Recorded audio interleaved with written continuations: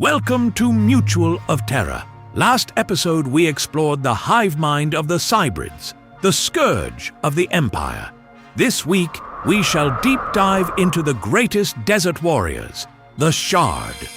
The Shard of Arrakis are arguably the deadliest desert fighters in the known galaxy, and almost nobody knows they exist. Born beneath twin suns on a world of scorched stone and endless silence, the Shard did not choose war. War was engineered for them. And the story of how that happened is one of the most brutal political betrayals in Imperial history. In the early days of Imperial expansion, the Shard struck a deal unlike anything the Empire had ever offered another civilization. Arrakis would become a vassal world, but keep full internal sovereignty. No imperial governor, no occupation force, no cultural interference. In exchange, the Shard offered something priceless. Deep beneath their desert surface lay rare crystalline matrices, the only known material capable of stabilizing faster-than-light navigation cores. Without them, jump travel becomes a death sentence. The Shard gave access to these resources at pure extraction cost. No markup, no leverage, just trust. To handle logistics, the Empire brought in the Trade Federation as a neutral distributor. That decision would eventually destroy everything. But before we get to the betrayal, you need to understand who the Shard actually are as warriors, because that context makes everything that follows hit differently. The Shard evolved on one of the harshest environments in the known systems. Arrakis has no mercy. Temperatures swing from burning midday heat to freezing desert nights. Water is scarce. Cover is minimal. Sandstorms can last weeks. Every living thing on that planet either adapted or disappeared, and the Shard adapted completely. Their bodies are denser than most humanoid species. Crystalline structures run through their hair and along parts of their skin, offering natural insulation and sensory advantages in low visibility conditions. They can navigate by vibration, by wind shift, by the way sound moves differently across rock versus sand.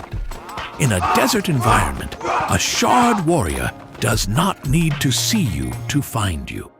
Their combat doctrine reflects their environment entirely. They do not rush. They do not overextend.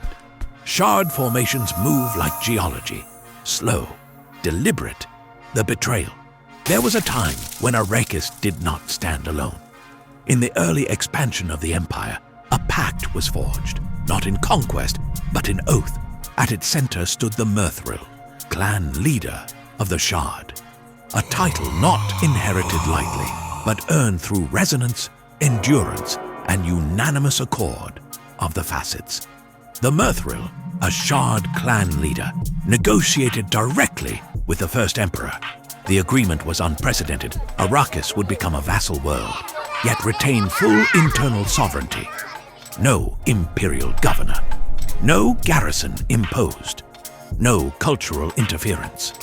In exchange, the Empire would serve as Arrakis' sole external protector, and the Shard would provide something priceless.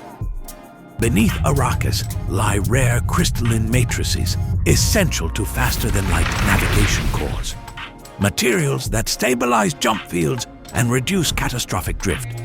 The Shard offered these resources to the Empire at cost of extraction alone. No exploitation. No inflated tribute. A gesture of trust. To manage transport and distribution, the Empire entrusted a third party, the Trade Federation, as market trustee. It was meant to be efficient, neutral, profitable for all. But markets have gravity of their own. And gravity bends even the straightest oath. Through corruption and quiet ambition, the Trade Federation manipulated communications between Arrakis and Imperial Command. Shipment delays were blamed on shard obstruction. Security incidents were fabricated. Supply shortfalls were exaggerated. The Empire began to suspect defiance. The Shard began to suspect encroachment. Neither saw the hand guiding both toward collision. When Imperial forces arrived in strength, the Shard believed their sovereignty had been violated.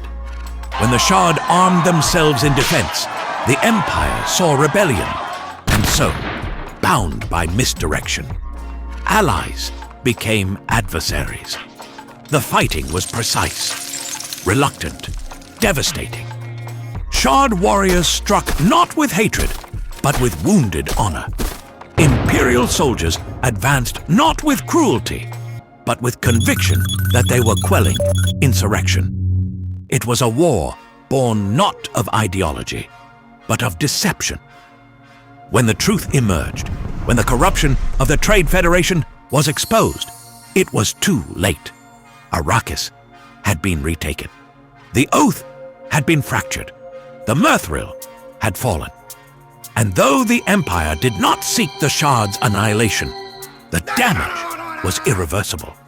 The shame of stone among the Shard.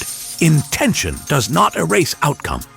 They had raised arms against their sworn emperor. Even in deception, they had fractured alignment. And to a people who define themselves by structure, fracture is unbearable. Atonement. In the years that followed, a cultural shift took hold. The Shard would not plead innocence. They would not demand reparations. Instead, they chose atonement, service without hesitation, deployment to the Empire's harshest fronts, volunteering for missions others would refuse. Among the Shard, a belief crystallized.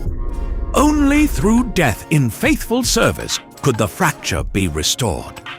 To the Empire, they are now among the most disciplined auxiliaries in existence.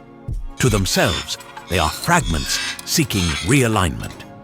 Each fallen warrior is not mourned as loss alone, but as restoration. A Shard returned to the Axis. The story of Arrakis is not one of rebellion, nor of blind loyalty. It is the story of trust broken by greed, of honor wounded by manipulation, of a people who believe that redemption is not spoken, but proven. On this world of stone and silence, the Shard endure, bound by oath, tempered by betrayal, seeking alignment once more beneath the Emperor's gaze. If you like this video, make sure to like, share, and comment. It means a lot to us. Make sure to also subscribe so you can get notified when new videos are made. You can also learn more about ODAT Universe at https://milscifiauthor.com. Sign up for our newsletter. We promise not to spam you. Or join our Facebook fan group. Search for Imperial Command in the Facebook search bar.